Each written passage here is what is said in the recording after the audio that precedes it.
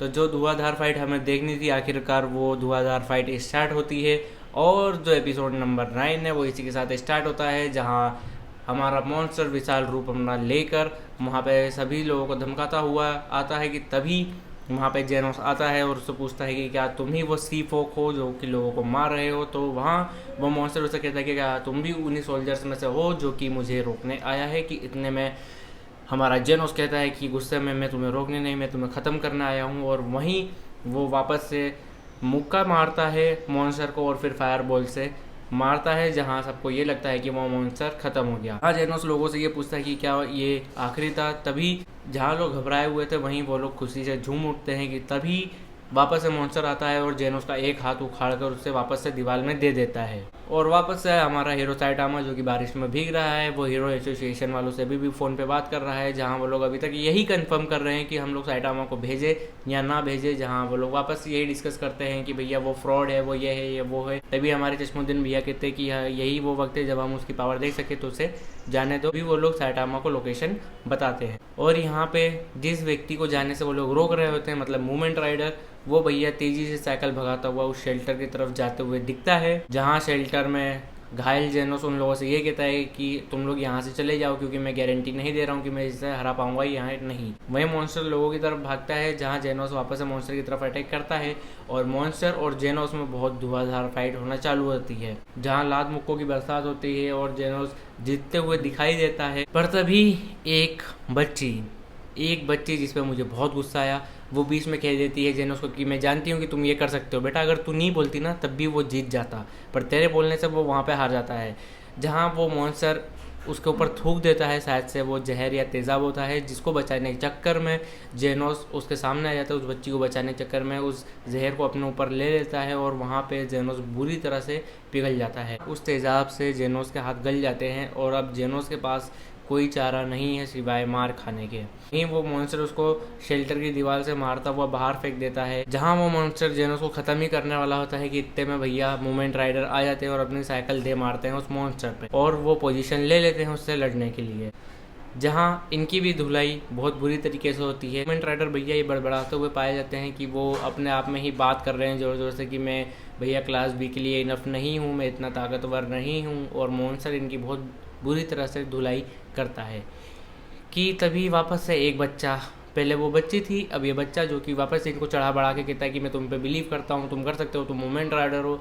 और भैया फिर से जनता इनको सपोर्ट करने के लिए करती है कि ये वापस से मुक्का घुमाते हैं और मॉन्स्टर इनकी तरफ मुक्का घुमा के इनको मारता है। हाँ, मूवमेंट राइडर भैया अब होश गवा चुके हैं, बेहोश हो चुके हैं और ये जाके गिरते हैं साइटामा की गोदी में। हाँ, साइटामा कहता है कि तुम बहुत अच्छा लड़े। तभी साइटामा की नज़र जाती है जेनोस पे, जहाँ वो पूछता है कि जेनोस क्या तुम अभी जिंदा हो। यहाँ जेनोस बहुत भरी हुई आवाज़ में कहता है मास्टर, और साइटामा कहता है कि मैं देखता हूँ जो भी इसका नाम है। और तभी मॉन्स्टर साइटामा के टकले पे एक मुक्का मारता है, जहाँ वो पाता है कि साइटामा उन सभी में से नहीं है और वो कुछ डिफरेंट टाइप का इंसान है। तभी सीफोक मॉन्स्टर अपने बारे में बताता है कि मैंने समुद्र पे राज करा, ये वो फलाना डिमका करता है। कि साइटामा कहता है कि ये बारिश होती तो जल्दी से ख़त्म करे। तो जहाँ मॉन्स्टर उसकी तरफ मुक्का बढ़ाता है, वहीं साइटामा वापस से उसे एक मुक्के में ख़त्म कर देता है और यहाँ पे पब्लिक वापस से चिल्ला उठती है। और वहीं दूसरी तरफ हम देखते हैं कि भैया जहाँ नंगू पंगू हमारे निंजा जी गए हुए थे स्पीडो साउंड सोनिक, वो वापस से अपने हथियारों के साथ आते हैं, पर वहाँ पे पाते हैं कि अब वो मॉन्स्टर वहाँ पे नहीं है जहाँ उसने उसको वेट करने का कहा था। फिर अगले दिन हम देखते हैं कि जेनोस और साइटामा मार्केट से वापस आते सामान लेते हुए कि हीरो एसोसिएशन का ड्रोन उनकी तरफ आता है उनको चिट्ठियाँ देने, जहाँ साइटामा पूछता है कि ये क्या है। तो जेनोस उसको समझाता है कि ये मेल है, क्योंकि पोस्ट ऑफिस वाले हमें मेल नहीं कर सकते क्योंकि ये बहुत ज़्यादा रिस्की होगा, इसलिए हीरो एसोसिएशन का ड्रोन हमें चिट्ठी पहुँचाने आया है। जहाँ साइटामा पूछता है कि क्या मेरे लिए है, तो वहाँ साइटामा के लिए 3 चिट्ठियाँ निकलती हैं, जहाँ अंदर जाके वो पढ़ते हैं। साइटामा की जो पहली चिट्ठी निकलती है वो बास्टर्ड करके निकलती है, जहाँ पे उसे फ्रॉड कहते हैं उस चिट्ठी में। इस चीज़ को लेकर जेनोस बहुत दुखी होता है। कि तभी हम देखते हैं कि ये चीज़ यहाँ पे एंड नहीं हुई थी जहाँ पे पब्लिक ने चिल्लाया था। जेनोस वापस से फ्लैशबैक में जाता है जहाँ जेनोस ज़मीन पे घायल पड़ा हुआ है और तभी पब्लिक वहाँ पे खुशी मना रही होती है कि हम लोग अब ज़िंदा बच गए हैं और ये हीरो क्लासिक का हीरो कैसे हो सकता है, ये तो इतना ताकतवर है।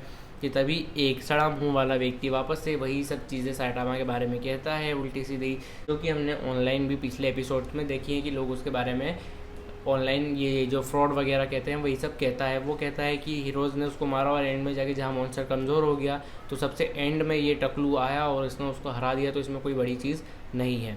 यही सब बात होती है कि पब्लिक उस पर भड़क जाती है। यहाँ सैटामा पब्लिक को चिल्लाता है और वो कहता है उनसे कि जो हीरोज़ है उनका ध्यान रखना।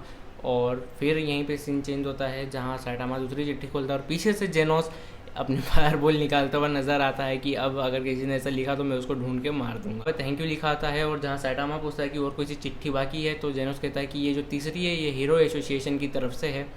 जहाँ हीरो एसोसिएशन वाले वहीं सिटी जेड की बिल्डिंग हीरो एसोसिएशन की जो कि खाली थी, वहाँ पे सैटामा का इंटरव्यू होता है क्योंकि उसे क्लास सी रैंक 1 का हीरो बनाया जाता है। तो इंटरव्यू के लिए जब सैटामा जाता है तो उसे वहाँ पे जो इंटरव्यू ले रहे होते हैं वो सैटामा से पूछते हैं। तो क्लास सी रैंक 1 पे पूछता है तो उसे हम लोग चॉइस देते हैं कि आप चाहे तो प्रमोशन ले सकते हैं और चाहे तो आप यहीं पे रह सकते हैं। सैटामा कहता है कि इस क्लास में रहना भी अच्छा है पर मैं सोच रहा हूँ कि प्रमोशन हो जाए तो और बढ़िया होगा। जहाँ वो मन में सोचता है कि जब तक जेनोस इस क्लास में है तो मैं नीचे वाली क्लासेस में नहीं रहूँगा। इंटरव्यू वाले कहते हैं कि हम आपसे कुछ सवाल जवाब करेंगे और फिर आपका प्रमोशन होगा।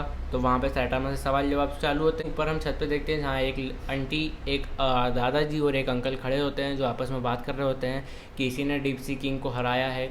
और फिर वो आपस में वही बात चालू कर देते हैं कि भैया ये फ्रॉड है, लोग कहते हैं ये फ्रॉड है और इसने रिटर्न एग्ज़ाम में भी चीटिंग करी है, ऐसा वैसा। तो जब वहाँ चश्मुद्दीन भैया आते हैं उनको समझाते हैं कि टाइम आने पे हम देख लेंगे क्योंकि जो अफवाह है वो सिर्फ अफवाह होती है। और फिर हम वापस से वो नीले बाल वाले स्मार्ट इंसान के पास जाते हैं जहाँ की वो जो हमारे हेड थे जो कि बहुत देर से सैटामा को चाट रहे थे फ़ोन पे, वो उसको बताते हैं।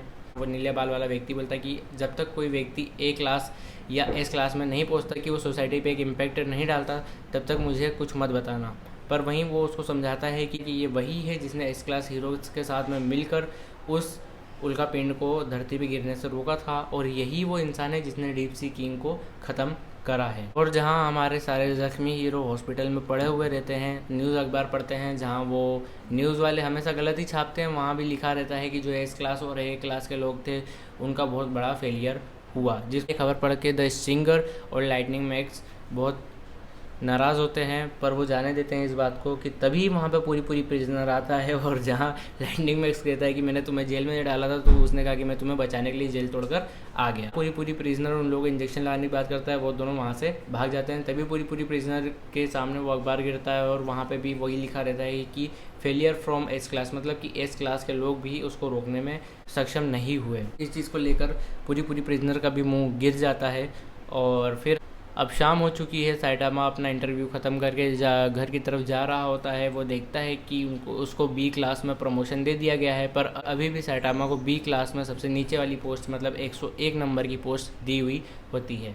जहाँ रास्ते में चलते हुए वो देखता है कि साइड में एक छोटी सी दुकान है जहाँ को बहुत अच्छे से खाने की स्मेल आ रही है। तभी वहाँ पर उसे मूवमेंट राइडर मिलता है और कहता है कि आज आपका खाने का बिल मैं पे करूँगा। जहाँ सैटामा ये नहीं समझ पाता कि वो कौन है, फिर वो उसे बताता है। और हम वापस से फ्लैशबैक में जाते हैं जहाँ मूवमेंट राइडर ने सैटामा को लिफ्ट दी थी और सैटामा कहता है कि क्या मैं दौड़ सकता हूँ। हाँ, सीधी सी बात है क्योंकि सैटामा ऐसे ने इसलिए कहा क्योंकि हम भी जानते हैं कि सैटामा भैया उसकी साइकिल से तो बहुत ज़्यादा तेज़ी भागता है। वहाँ सैटामा और मूवमेंट राइडर के बीच में बहुत सारी बातें होती हैं जहाँ सैटामा को याद आता है और वो कहता है कि अच्छा तुम वो इंसान हो जिसने मुझे लिफ्ट दी थी। तो फिर वहाँ पे सैटामा ऑर्डर करता है और इनके खाने के साथ यहाँ पे एपिसोड ख़त्म होता है। एपिसोड की लास्ट में दिखाता है कि जो हमारा चश्मुद्दीन भैया है जो कि हर किसी को कन्विंस कर लेता है हर काम करने के लिए, वो किसी अम्मा के पास है। और वो जो दादी अम्मा है वो अपने छोटे से गोले में कुछ देख के बताती हैं, जहाँ वो दादी अम्मा अपने छोटे से गोले में देखकर बहुत तेज़ से चिल्लाने लगती हैं कि दुनिया का अंत है, वो पास आ चुका है और अब कोई भी नहीं बचेगा। और ये कहते हुए वो वहाँ पे टेबल पे गिरती हैं और उनका वहीं पे काम ख़त्म हो जाता है। जहाँ हमें इतने सारे हीरो देखने के लिए मिले, उनकी पावर्स देखने के लिए मिली, पर अभी भी वो नीले बाल वाला स्मार्ट व्यक्ति उसकी पावर अभी देखनी बाकी है। तो इसी के साथ अगले एपिसोड में फिर आइएगा और देखते हैं कि आखिर कब तक ये नीले बाल वाला व्यक्ति बचा हुआ रहता है।